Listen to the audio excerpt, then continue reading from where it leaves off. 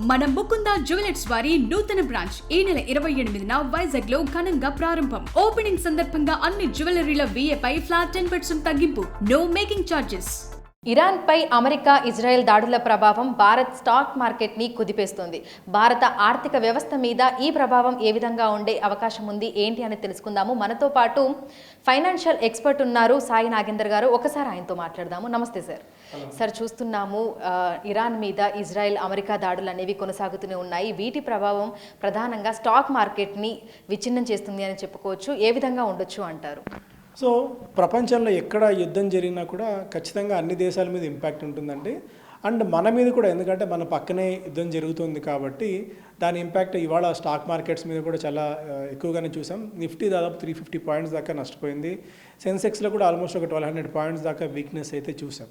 So ఈ లెక్కన దాదాపు ఒక 5.5 to 6 lakh crores of market capitalisation అయితే ఇవాళ హరించుకుపోయి ఉంటుంది నోషనల్ లాస్ ప్రకారంగా చూస్తే. మనం ఎప్పుడైనా ఎక్కడ యుద్ధం జరిగినా కూడా, యుద్ధ వాతావరణం ఎక్కడున్నా సరే అనిశ్చితి అనేది ఖచ్చితంగా మార్కెట్స్ తీసుకుంటాయి. అంటే మార్కెట్స్ ఎప్పుడు ఒక అంబిగ్విటీని ఎప్పుడు ఇష్టపడవు మార్కెట్స్. అంటే ఏదో ఒక క్లారిటీ రావాల్సిన అవసరం ఉంటుంది.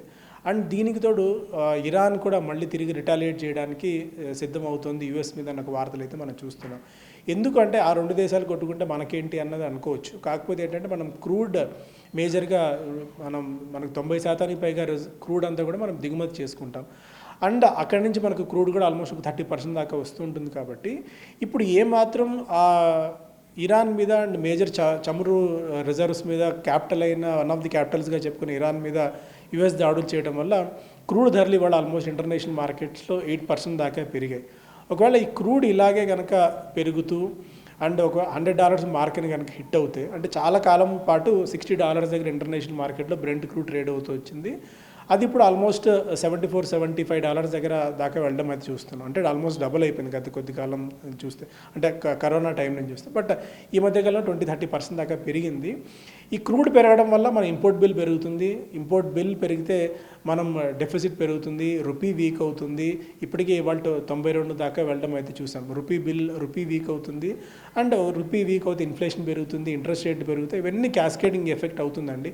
ఓవరాల్గా ఇది ఇప్పటికి బ్రేక్ పడకపోతే, ఈ యుద్ధం కనుక ఇప్పుడు ఆగకపోతే మాత్రం ఖచ్చితంగా మనం భారతదేశం మీద కూడా ఇంపాక్ట్ అయితే చాలా తీవ్రంగానే ఉంటుంది. సరే, అయితే చాలామంది స్టాక్ మార్కెట్లలో ఇన్వెస్ట్ చేస్తూ ఉంటారు. ముఖ్యంగా రీటైల్ ఇన్వెస్టర్లు ఈ సమయంలో ఎట్లాంటి జాగ్రత్తలు తీసుకోవాలి అంటారు? సో ఇలాంటివి ఒక మంచి ఆపర్చునిటీ అవుతాయండి మార్కెట్స్కి. కాకపోతే ఏంటంటే ఒకేసారి డబ్బులు కమిట్ చేయకుండా ఒక స్టాగర్డ్ మేనర్లో ఇన్వెస్ట్ చేసుకునేందుకు ఇలాంటి ఆపర్చునిటీస్ మనం క్యాష్ చేసుకోవచ్చు. ఎందుకంటే గత కొద్ది రోజుల నుంచి FIIs అంటే ఫారిన్ పోర్ట్ఫోలియో ఇన్వెస్టర్స్ మన మార్కెట్స్లో సెల్ చేస్తూనే ఉన్నారు బికాస్ ఆఫ్ వేరియస్ ఫ్యాక్టర్స్. అంటే ఆల్రెడీ మనకు 2025 నుంచే కొన్ని నెగిటివ్ ఫ్యాక్టర్స్ మార్కెట్ని ఇబ్బందులు పెడుతూ ఉన్నాయి. ఇప్పుడు ఈ ఇంటర్నేషనల్ ఫ్యాక్టర్ని కూడా మార్కెట్స్ని కొద్దిగా ఇబ్బంది పెడుతుంది. కాకపోతే మనకు కొన్ని పాజిటివ్ పాయింట్స్ ఏంటంటే GST వసూళ్లు, మన ఫిబ్రవరి వచ్చిన GST వసూళ్లు దాదాపు 1,90,000 కోట్ల రూపాయలు ఫిబ్రవరి నెలలో వచ్చాయి. అండ్ వరుసగా 5వ నెలలో కూడా ప్యాసింజర్ వెహికల్ సేల్స్ రికార్డ్ స్థాయిలో ఉంది. అండ్ కొద్ది గొప్ప మనకి నెంబర్స్ పాయింట్ ఆఫ్ వ్యూలో, GDP పాయింట్ ఆఫ్ వ్యూలో వచ్చిన నెంబర్స్ పాజిటివ్గా ఉన్నాయి. ఇవన్నీ కూడా పాజిటివ్ ఫ్యాక్టర్స్ ఉన్నాయి. అంటే పూర్తిగా negative factors, international markets effect మన మార్కెట్స్ మీద ఎక్కువగా ఉంటుంది. ఇంకా అసలు మనకు మార్కెట్స్ సర్వనాశనం అయిపోతాయని అనుకునే భయం అయితే లేదు. ఎక్స్టర్నల్ రిస్క్ అయితే ఉంది. But at the same time డొమెస్టిక్గా కూడా మన ఫ్యాక్టర్స్, మన స్ట్రెంగ్స్ మనకు ఉన్నాయి. సో అందువల్ల ఇలాంటి ఆపర్చునిటీస్ ఏదైనా వస్తే మార్కెట్స్లో ఒక అట్లీస్ట్ అంటే కొన్ని సెక్టార్స్ మాత్రం పిక్ చేసుకోవచ్చు అండి. అంటే ఇండియన్ కన్జంప్షన్ బేస్ చేసుకున్న సెక్టార్స్ లైక్ FMCG కానివ్వండి, లేదంటే ఇన్ఫ్రాస్ట్రక్చర్ కానివ్వండి, లేదా రైల్వే రిలేటెడ్ థీమ్స్ కానివ్వండి, ఇలాంటి సెక్టార్స్ వైపు మనం ఫోకస్ చేసుకున్నట్టయితే సో రీటైలర్స్కి ఒక మంచి ఆపర్చునిటీ ఇలాంటి కరెక్షన్స్ లేదా క్రాష్లు వచ్చినప్పుడు. సో యుద్ధ వాతావరణం ఇదే విధంగా కొనసాగితే భారత స్టాక్ మార్కెట్ అనేది ఏ విధంగా ఉండొచ్చు అంటారు భవిష్యత్తులో? సో మనం యుక్రెయిన్ యుద్ధం చూస్తున్నాం, దాదాపు 4 సంవత్సరాల నుంచి జరుగుతుంది. బట్ ఒక స్టేజ్ వరకు, అంటే 1.5 year స్టేజ్ వరకు కూడా దాన్ని చాలా సీరియస్గా తీసుకున్నాయి మార్కెట్స్. ఇప్పుడు పెద్దగా పట్టించుకోవట్లేదు. కాకపోతే ఏంటంటే ఆ రెండు దేశాలు కొట్టుకోవడం వల్ల కొద్దిగా క్రూడ్ ప్రైజెస్ మీద ఇంపాక్ట్ ఉంటుంది. కానీ బట్ ఇరాన్ మీద దాడులు జరిగినప్పుడు మాత్రం దాని ఇంపాక్ట్ చాలా తీవ్రంగా ఉంటుంది. ఎందుకంటే క్రూడ్ ఆయిల్ని మనం మేజర్గా అక్కడి నుంచి వచ్చే ఒక సంధి ద్వారా మనకు వస్తూ ఉంటుంది. కాబట్టి ఒకవేళ ఈ సినారియో కనుక ఎక్కువ కాలం ఇంపాక్ట్ అవుతే మనకు అక్కడి నుంచి వచ్చే చమురు నిల్వలు కూడా, ఆ రూట్ నుంచి వచ్చే చమురు నిల్వలు కూడా ఆగే ప్రమాదం ఉంటుంది. మన దగ్గర ఉన్న స్ట్రాటజిక్ రిజర్వ్స్ మనం కొన్ని నెలల పాటు పెట్టుకుంటాం. అది కనుక ఫినిష్ అవుతే మళ్ళీ పెట్రోల్ డీజిల్ కొరత కూడా రావచ్చు. కాబట్టి అంత ప్యానిక్ అవుతుందని అయితే నేను అనుకోవట్లేదు ప్రస్తుతానికి.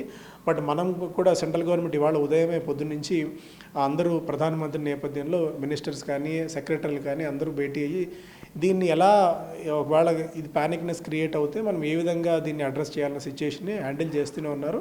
అండ్ ఇంకొకటి మెయిన్ దుబాయ్ అండి. అంటే ఇంతవరకు దుబాయ్ అనేది వన్ ఆఫ్ ది సేఫెస్ట్ కంట్రీస్గా ఒకటిగా చెప్పుకున్నాము. బట్ దుబాయ్ మీద కూడా నిన్న ఒక క్షిపణి దాడి, అది దాని క్యాస్కేడింగ్ ఎఫెక్ట్ అనుకోవచ్చు కానీ బట్ దుబాయ్ రియల్ ఎస్టేట్ మీద కూడా చాలా ఇంపాక్ట్ ఉంది. ఇప్పుడు దుబాయ్ ఆర్థిక వ్యవస్థ మీద కూడా చాలా ప్రమాదం ఉండేట్టు కనిపిస్తుంది. అంటే వరల్డ్ ఓవర్ ప్రపంచంలో ప్రతి ఒక్కరు కూడా దుబాయ్లో ఒక ఫ్లాట్ ఉండాలి, దుబాయ్లోకి ఇన్వెస్ట్మెంట్ చేయాలని అనుకుంటున్న వాళ్ళు నిన్న జరిగిన ఒక దాడి నేపథ్యంలో దుబాయ్ రియల్ ఎస్టేట్ మీద కూడా ఇంపాక్ట్ ఉంటుంది. ఇప్పటికే మనకేంటంటే ఈ యాంథ్రోపిక్ ఎఫెక్ట్ కానివ్వండి, ఆర్టిఫిషియల్ ఇంటెలిజెన్స్ నేపథ్యంలో ఎస్పెషల్లీ మన ఇండియన్ ఐటీ మార్కెట్ మీద చాలా తీవ్రమైన నెగిటివ్ ఉంది.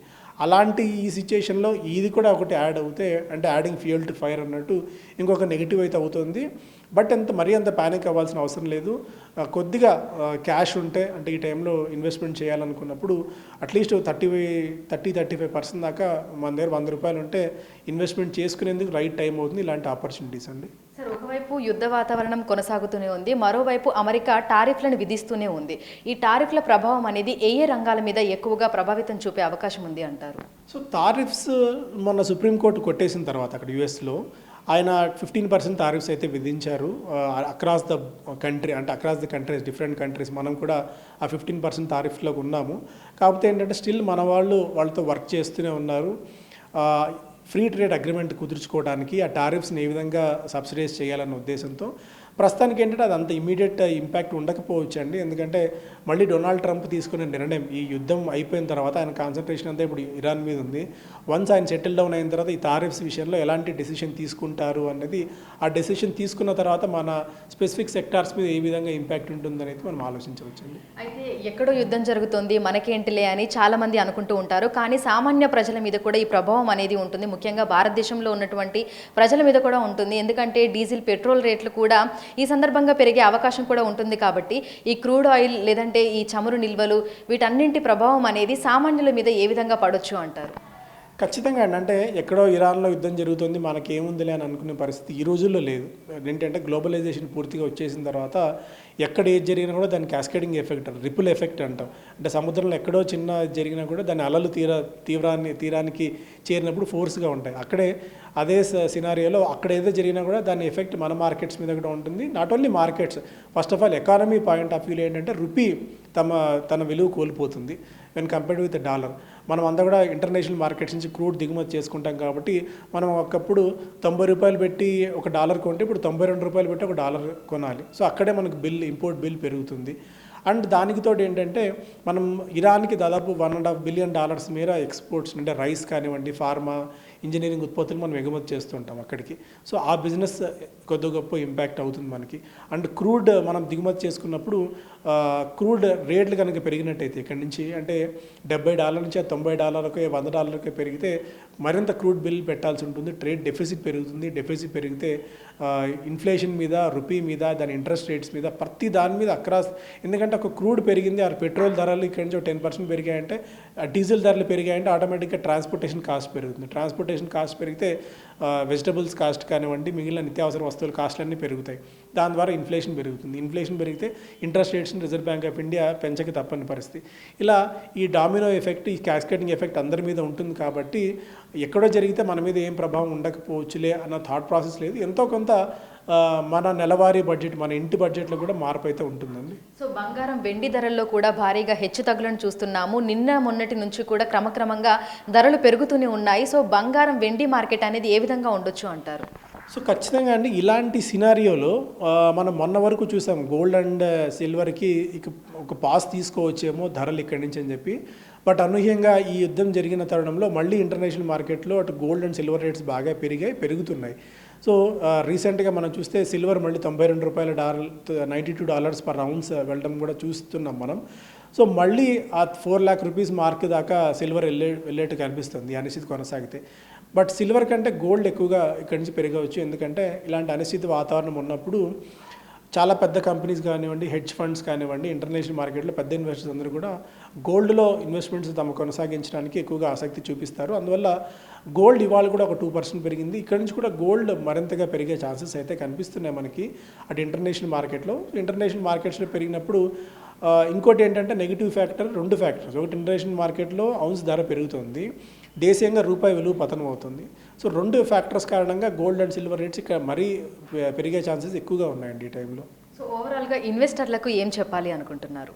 సో రీటైల్ ఇన్వెస్టర్స్ అంటే మార్కెట్స్లో ఇన్వెస్ట్ చేసే వాళ్ళకి, ఈక్విటీ మార్కెట్స్లో ఇన్వెస్ట్ చేసే వాళ్ళు ఈ పాయింట్ ఆఫ్ టైంలో ఇలాంటి ఏదైనా బ్లాక్ స్వాన్ ఈవెంట్స్, ఇలాంటి అనూహ్యమైన పరిణామాలు వస్తే దీన్ని యూటిలైజ్ చేసుకోండి. కొద్ది గొప్ప ఇన్వెస్ట్మెంట్ చేసేందుకు మీకు డైరెక్ట్గా స్టాక్స్లో ఇన్వెస్ట్ చేసే కెపాసిటీ అంటే ఇన్ సెన్స్ అంత ఎక్స్పర్టీజ్ లేకపోతే మ్యూచువల్ ఫండ్స్ పిక్ చేసుకోండి, లేదా ఈటీఎఫ్స్ పిక్ చేసుకోండి. గోల్డ్ అండ్ సిల్వర్ ఈటీఎఫ్స్లో మీ పెట్టుబడులు ఖచ్చితంగా కొనసాగించండి మరికొద్ది కాలం పాటు. ఎందుకంటే ఇలాంటి అనిశ్చిత వాతావరణం మరికొద్ది కాలం పాటు కొనసాగే అవకాశం ఉంది. ఇప్పటివరకు ఏంటంటే అటు చైనా, రష్యా పెద్దగా రియాక్ట్ అయితే అవ్వలేదు ఇరాన్ దాడుల నేపథ్యంలో. వాళ్ళు కూడా ఏమన్నా మళ్ళీ చేతులు కలుపుతారు. ఎందుకంటే ఇరాన్ నుంచి దిగుమతి చేసుకునే చమురులో చైనా కూడా ఎక్కువ ఫ్యాక్టర్ ఉంది మనకి. సో ఒకవేళ చైనా కూడా ఏదైనా రియాక్ట్ అవుతుందా, రష్యా ఏమైనా రియాక్ట్ అవుతుందా, మళ్ళీ ప్రపంచ యుద్ధానికి దారితీస్తుందా, ఇవన్నీ ఏంటంటే చాలా ఇఫ్స్ అండ్ బట్స్ ఉన్నాయి. సో ఇలాంటి టైంలో గోల్డ్ అండ్ సిల్వర్ ఖచ్చితంగా పెరుగుతాయి. సో అందువల్ల గోల్డ్ అండ్ సిల్వర్లో ఎంతో కొంత మీరు ఇన్వెస్ట్మెంట్స్ అయితే కొనసాగించండి. మీకు మార్కెట్స్లో ఎక్స్పర్టైజ్ లేకపోతే మ్యూచువల్ ఫండ్స్లో ఇన్వెస్ట్ చేయండి. ఇలాంటి ఆపర్చునిటీస్ ఏదైనా వచ్చినప్పుడు ఖచ్చితంగా ఇన్వెస్ట్ చేసే ప్రయత్నం చేయండి, కానీ డబ్బులు విత్డ్రా చేసుకోవాలి మాత్రం ఆలోచించకండి.